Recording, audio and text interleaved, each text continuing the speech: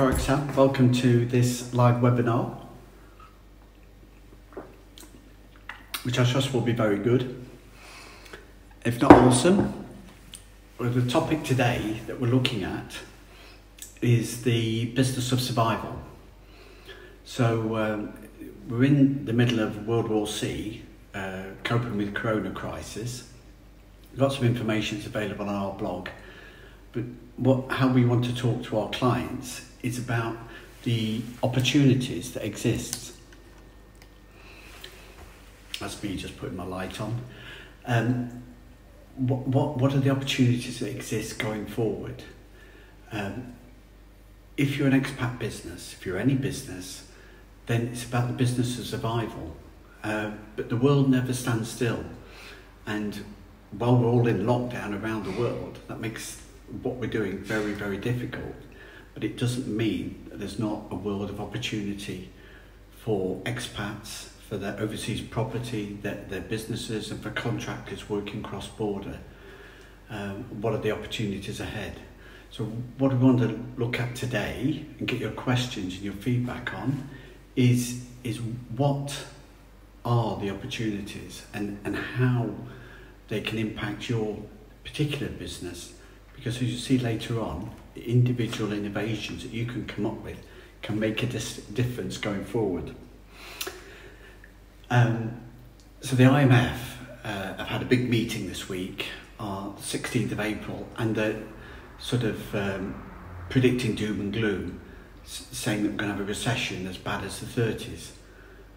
The oil price is at an 18-year low, even though the oil suppliers have agreed to fix the prices by reducing supply through to January 21. So they're not expecting any January 22. They're not expecting any quick reduction of oil demand to the previous levels.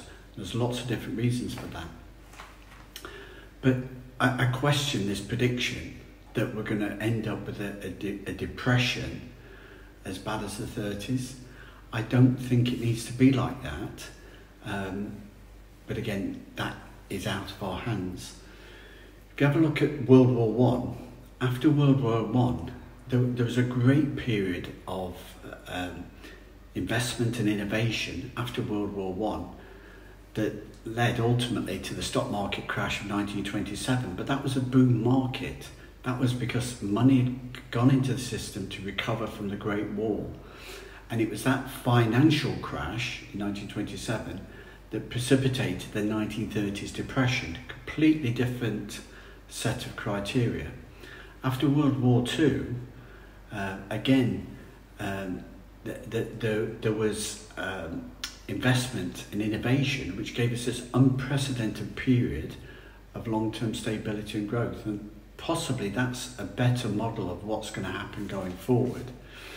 Uncertain, and you could argue as well, looking at the 2008 stock market financial crash, you could argue that the 10 years of austerity that heralded was a form of depression that's been over the economy, equivalent to the 30s before. So now we're in World War C, coping with Corona. We've got a different set of criteria that are happening. Governments are not spending money on bullets and bombs to blow up a whole generation of people and their homes and their infrastructure. They're actually spending the money on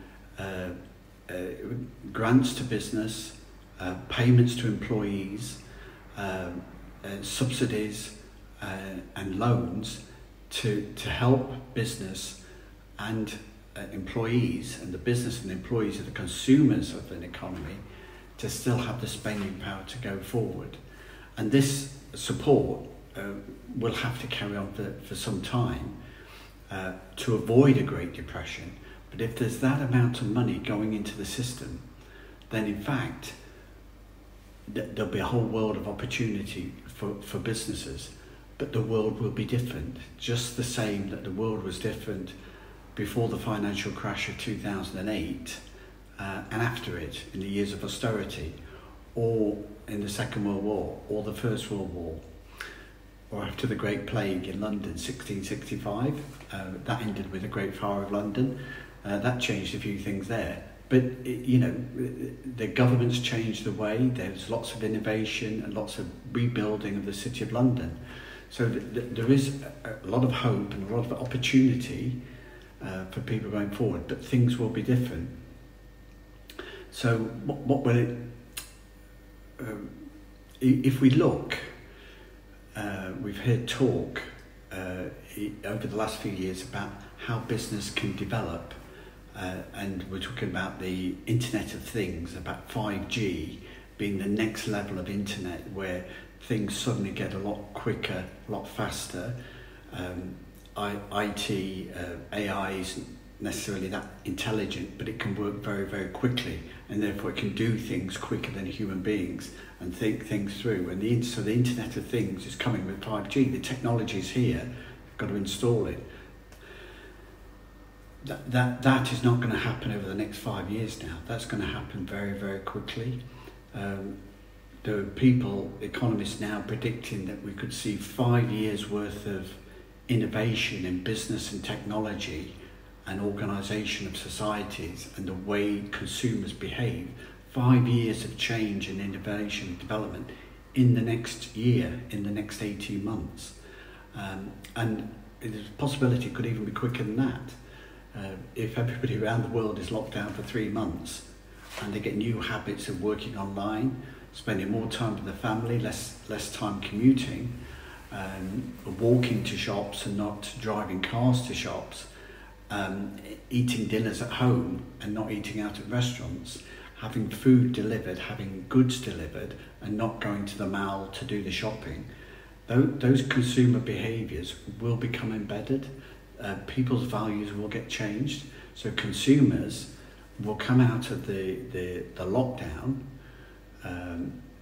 in a different mood and with different ambitions, different objectives and different desires. So a business that's still trying to meet those same objectives isn't necessarily going to have the same market, even if the government has put that money in their pocket for those consumers to spend. So same with businesses. If a business can't pay its rent, then the rental company business is going to be undermined. If a business stops buying pots and pans, saucepans to sell in its shop, then the pots and pan manufacturer is going to go bust.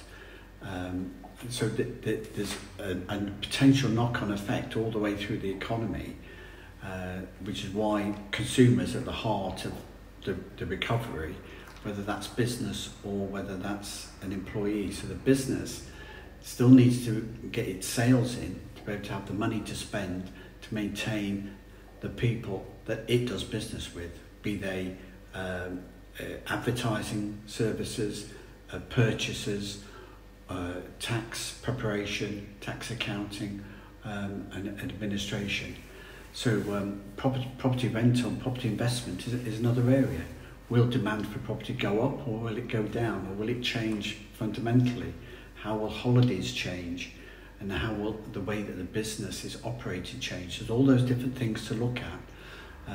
With the gradual return from the lockdown, a restaurant will have some form of hygiene inspection. Will we continue to have to wear gloves or masks or take sanitation? A business will now have to have statements and policies for dealing with potential infections during the nervous period until the corona crisis panic has gone away. Those that know, the scientists are saying until we got a vaccination, we're not safe, and it's the same with the flu jab. The seasonal flu kills about less than 1% of people a year, but it does kill them. And some people take vaccinations against this season's flu bug, and some people don't. And but still the same sort of number die, and that's usually the sick and the vulnerable, unfortunately, or the people that overdo it and run themselves down, like maybe Boris Johnson did in the UK. But so we have to take care of people, and until we know what the rules are, all businesses with any retail physical interaction with their clients, inviting them onto premises, will need to have a strategy in place to maintain reasonable hygiene and security. So how is your business considering that and adapting to that as well?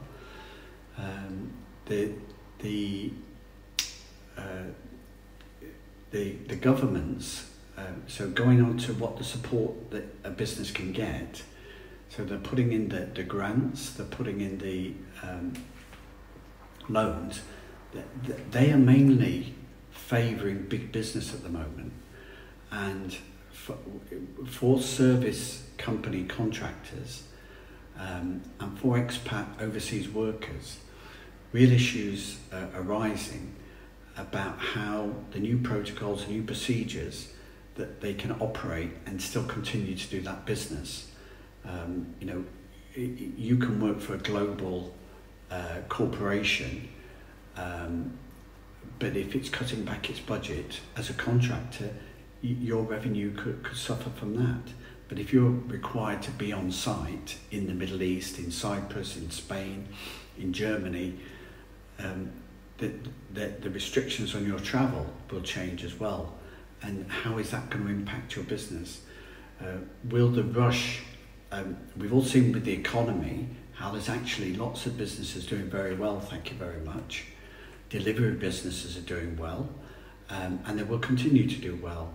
The big tech companies are finding new ways to create new services to government, for government, paid for by government, that will enable the government to help the public get free of the lockdown. But big business and big organisations which can say we can employ a lot of people, these are the people that are getting the money from the banks and the government straight away and up front. And that's right, because they support a lot of employees who are the consumers in the economy. But the small business and the employees of that small business and the contractors of those small businesses, which is about 80% of the companies in any economy, they're the ones that will really struggle. And what we've got to hope is that out of all this situation, that a free market is maintained and we don't end up with some form of monopoly or oligopoly where there's a few big businesses become bigger and more all-embracing with their services to knock out the small people. In the rush to get solutions, that's likely to be the way during the crisis. We have to hope that we can go forward and get access to those markets, and that it doesn't just become a world of global brands and companies. And so how does a business protect against that? So if you're renting an overseas property and you're looking to take rental lettings in the future, then already you know that safety and protection for people is important. You now need to ramp that up to the next level. Do you need to consider a protocol for hygienic cleans? Do you need to consider how they're going to clean them, how you can guarantee them? We need to start addressing with insurers and find out who will cover those risks, so that the consumer will feel safe to come to that venue. It's the same for hotels. Business has to do the same. But any retail business will have to start addressing that. Restaurants need to remodel their restaurants. No more packing people in, like TGI Fridays, for example. You can't pack people in closely. You have to maintain some quorum of social distancing. So how is that remodeling of your coffee shop or your restaurant going to work? But of course, a lot of businesses have got people working online. So what's the options there? And how do you develop the management, the supervision, the workflow for those businesses where staff are now working online because they don't spend an hour a day commuting to and from work, or they want to work from home on a Friday or they want to finish at lunchtime. Yeah, that's most people, isn't it, really? Anyway, but how do you innovate for that to manage your business going forward? It might be that you go move your business all to contractors and third parties, but still you need to understand your process in your business and do that. But who are you going to be serving in that business as well? So which consumers are going to buy from you, and how are they going to buy? So these are the modelings that we need to do. So if you're a contractor with a specific set of skills, servicing a very narrow niche sector, that sector might disappear. So already you need to be innovating and looking for new markets and new services. So how can you do that and move your business forward? Whether that's a property rental business, whether it's an investment business, administration or retail business, but if it's involving the public, then the social distancing rules will apply for some time. There's lots, how can we help? We provide a consultancy service and a business service to clients, and we're open to networking and exchanging ideas with our expat clients around the world, and connecting people and putting them together. But also, if you need help with getting furloughed staff contracted, administering that, finding the payment solutions, or you need accounting or financial preparation for loans or grants, again, we can support our expat business and clients doing that. If you want a free review to discuss your options or network some ideas or innovate and find new markets, let's start those conversations while we've got a brief pause in our conversations. Tax returns still need to be done.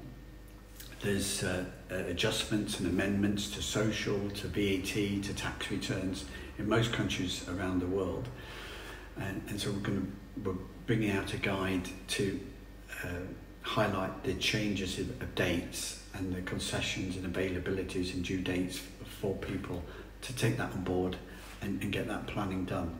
So we'll have a copy of that ready hopefully next week. We're based here in Cyprus, locked down there. So UK had their Easter last week. We've had our Cyprus Easter this week. After this Easter period, we'll be reducing this new break. This is a dust cough, by the way. It's not a COVID cough for sure. We've been moving some stuff around and we've got some dust in the air, and that's what's caught in my throat. So I'm going to take another coffee.